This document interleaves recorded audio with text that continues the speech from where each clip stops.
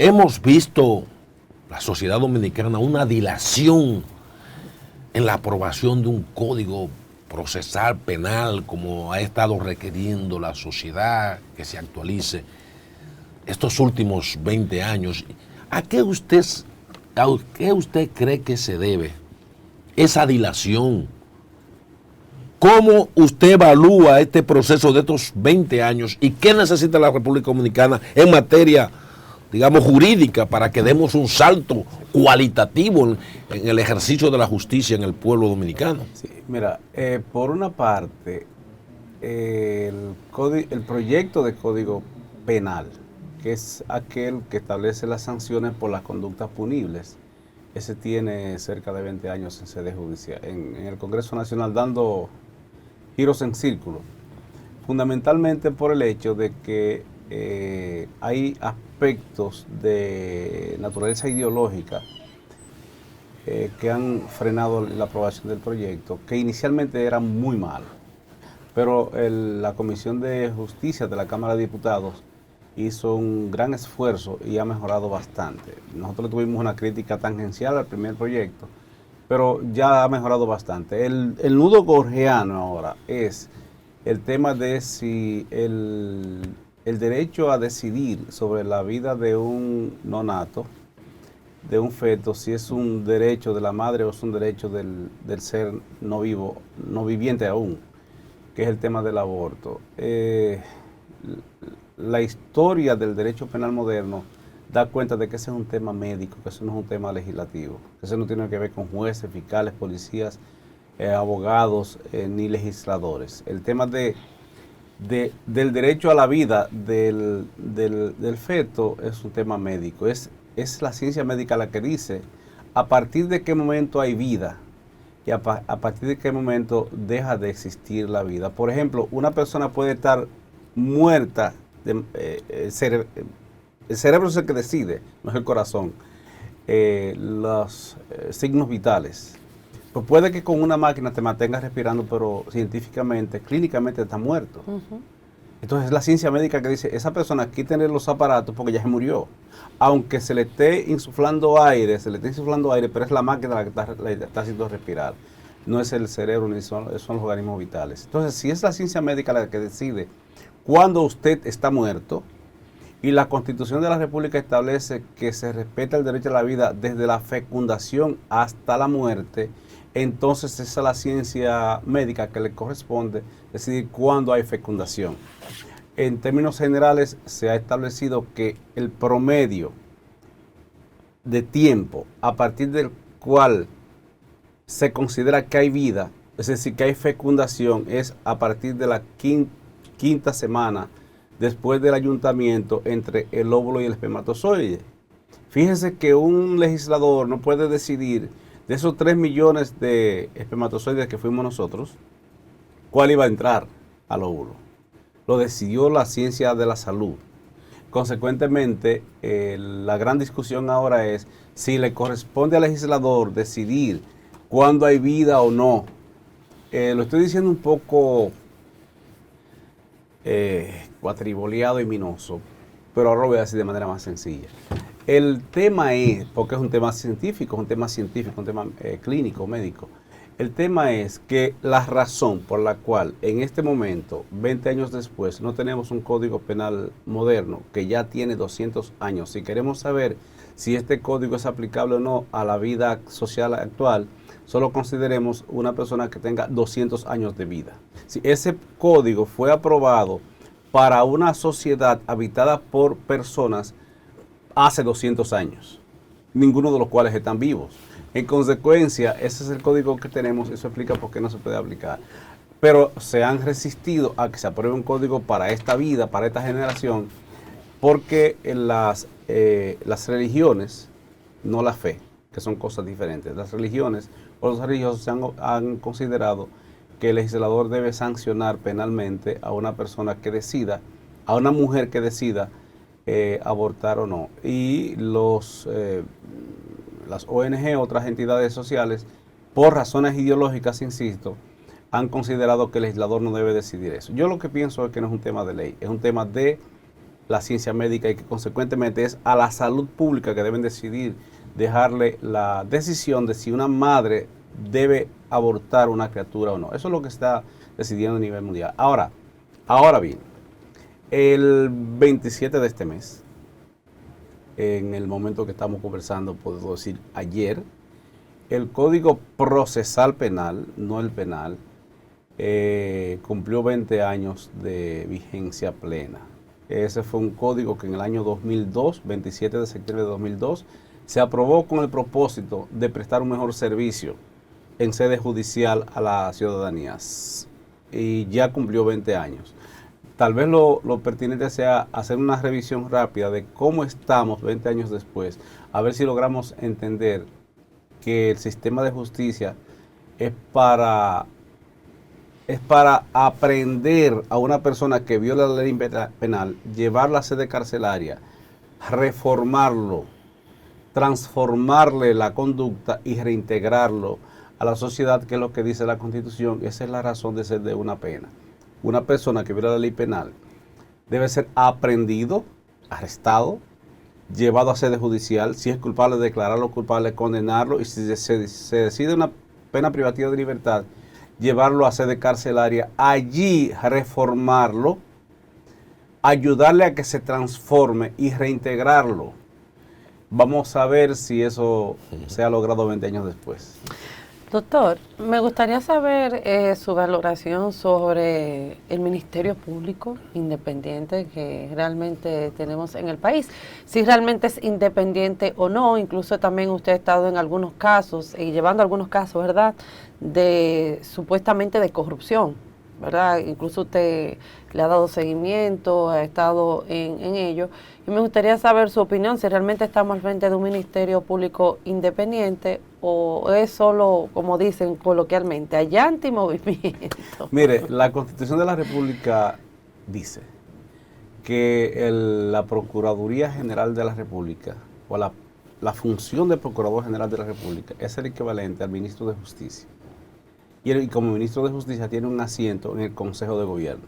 Consecuentemente es una dependencia del Poder Ejecutivo, no le quepa duda. No es que yo lo diga o lo querramos o no. El Ministerio Público es el brazo armado del Poder Ejecutivo en sede judicial, porque le corresponde al Poder Ejecutivo, bueno, al Estado, a través del Ministerio Público, y fundamentalmente de la Administración Pública a través del Ministerio Público, implementar la política de persecución penal, y de prevención y persecución penal. Consecuentemente es una dependencia constitucionalmente del presidente de la República, para ser un poco más incisivo. Ahora, el ser independiente es una decisión, es como amar. Usted decide amar o no amar, odiar o no odiar.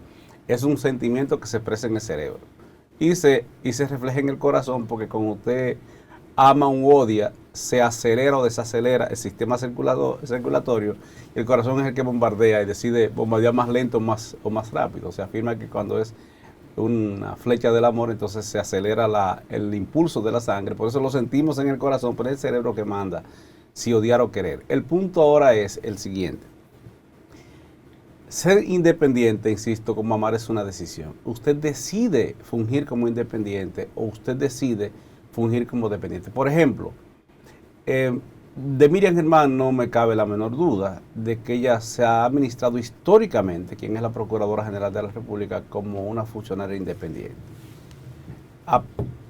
Y digo que históricamente porque hubo varias ocasiones en que Miriam Germán, siendo jueza, tiene muchísimos años siendo jueza, le protestó públicamente a Joaquín Balaguer siendo un presidente autoritario.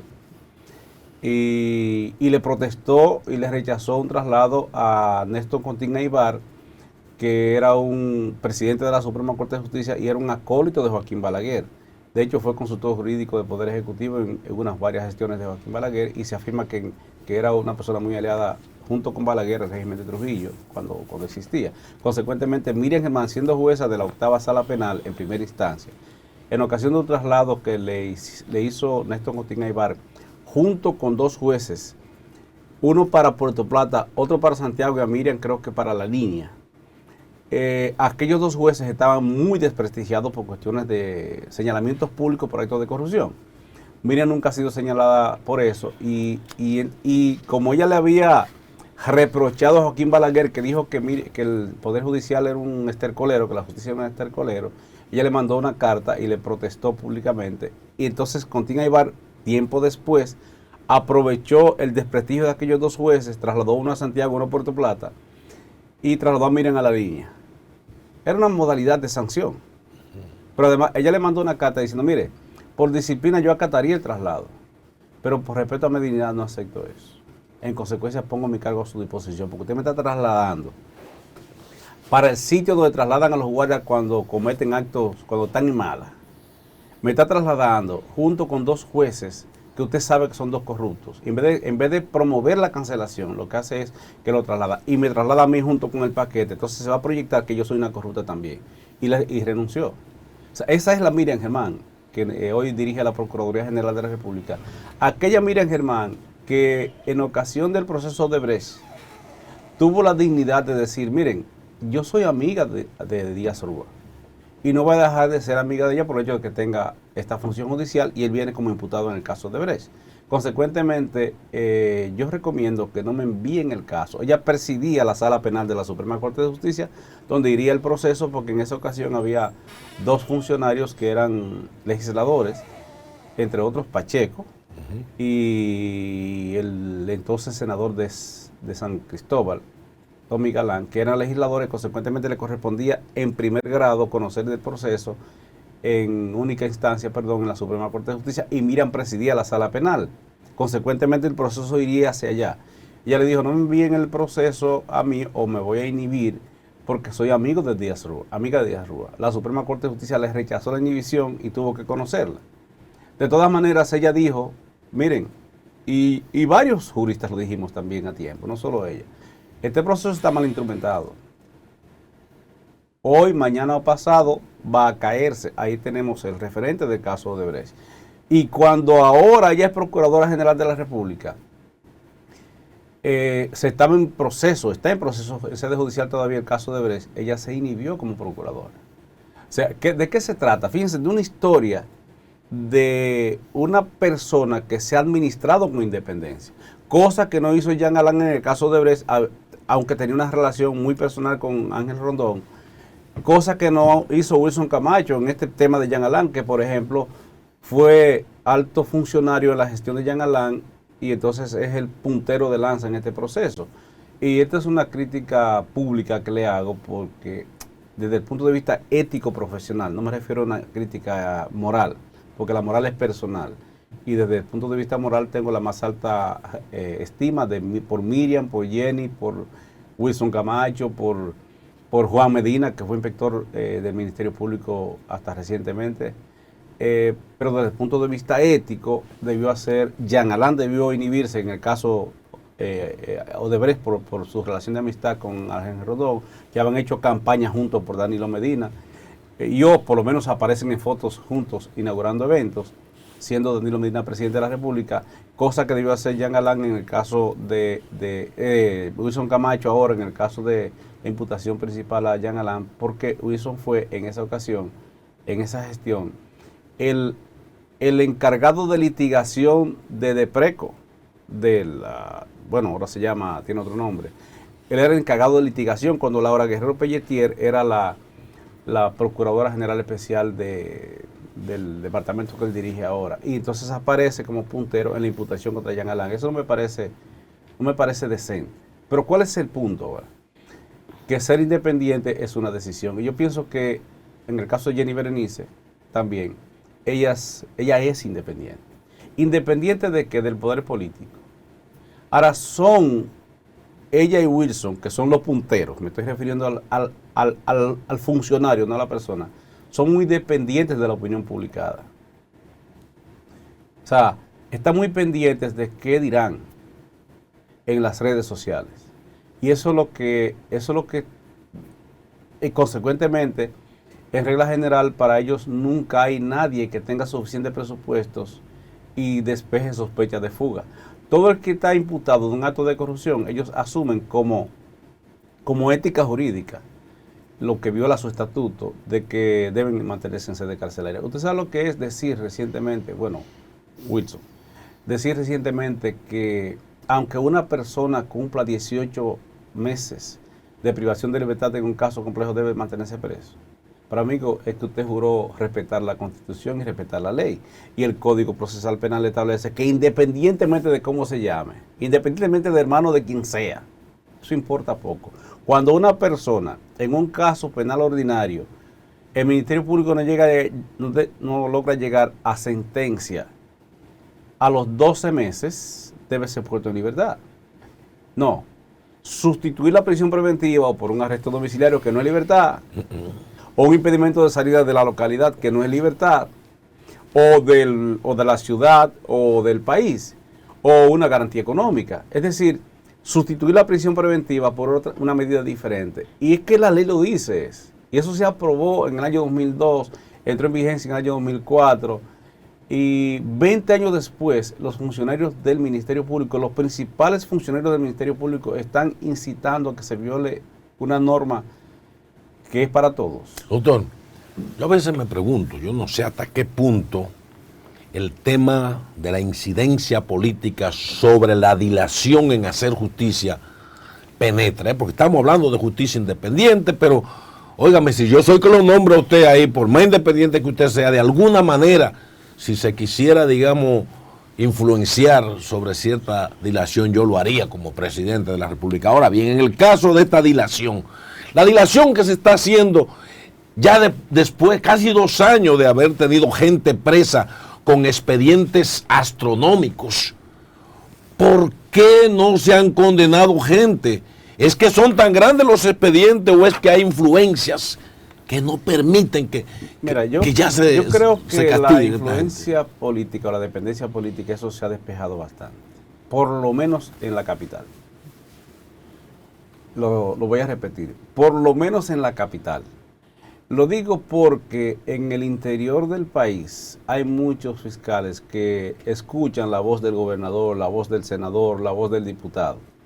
La voz, a veces hasta la voz del alcalde, que lo consideran menos, no lo tratan con tanta deferencia. Pero hay una dependencia importante, no porque el presidente de la República o el legislador le impulse la acción, sino por una cuestión de complacencia y para llevarse bien con los funcionarios.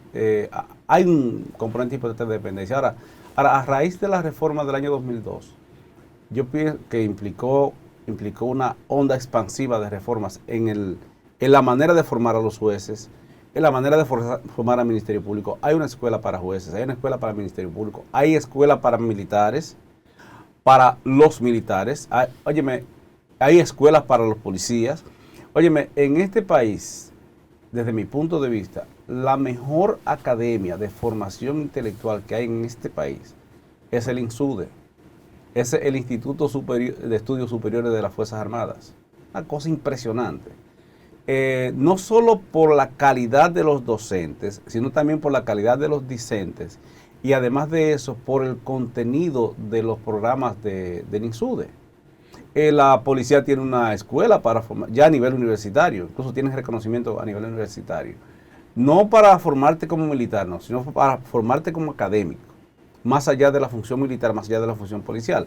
Por ejemplo, la alta oficialidad de las Fuerzas Armadas en el país, la alta oficialidad de la policía son profesionales, o ingenieros, o médicos, abogados, o sea, educadores, psicólogos, al margen de la función.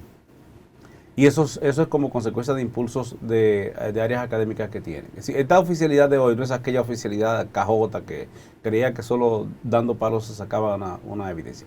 Lo menciono a ellos porque el sistema de justicia penal entra por sede policial y ahora también por sede militar. Porque, por ejemplo, hay áreas que la dirigen estamentos militares. Por ejemplo, hasta recientemente la seguridad de los turistas estaba en manos de los militares.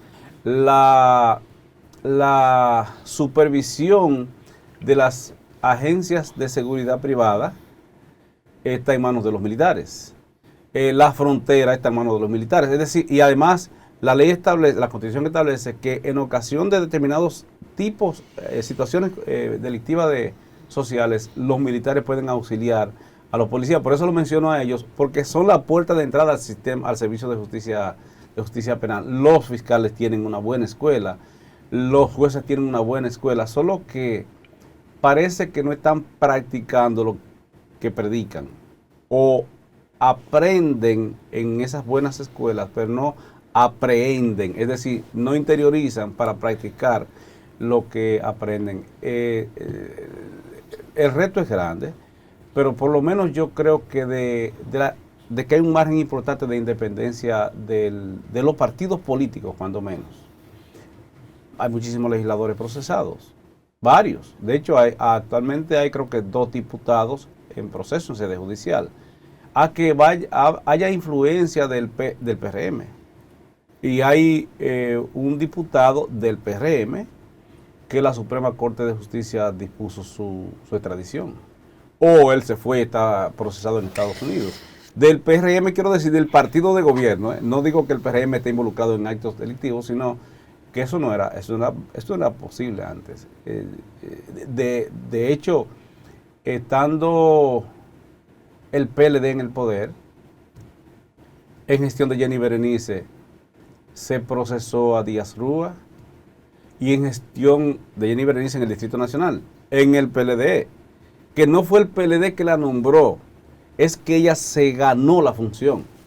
No es que es cierto que a Jenny Berenice la trajo Radamés Jiménez desde la Procuraduría a la capital como fiscal, o la ascendió a fiscal, es que se lo ganó, porque es por mérito. Ahora, faltan cosas por hacer. Y en esa gestión, repito, procesaron a Díaz Rúa, que era del financiero del PLD, creo que era. En esa gestión, siendo Francisco Domínguez Brito miembro del Procurador General de la República, miembro del Comité Central del PLD, procesaron a el senador de San Juan, Félix Bautista. Sí. Que la Suprema Corte de Justicia lo descargó, pero él lo llevó hasta donde se podía. Y eran ambos miembros del comité político del mismo partido. Okay. Ahora mismo hay varios funcionarios del gobierno procesados, caso Lotería Nacional, por ejemplo, que son del propio partido. Yo pienso que, dicho así, en síntesis, desde el punto de vista político, yo creo que hay una independencia importante en la capital. Bueno. Doctor, qué fino. Sí, en la capital. Gracias de verdad por haber estado con nosotros, doctor. Yo voy a pedirle que hagan un foro sobre los avances y los retos del Código Procesal Penal 20 años después. Bueno.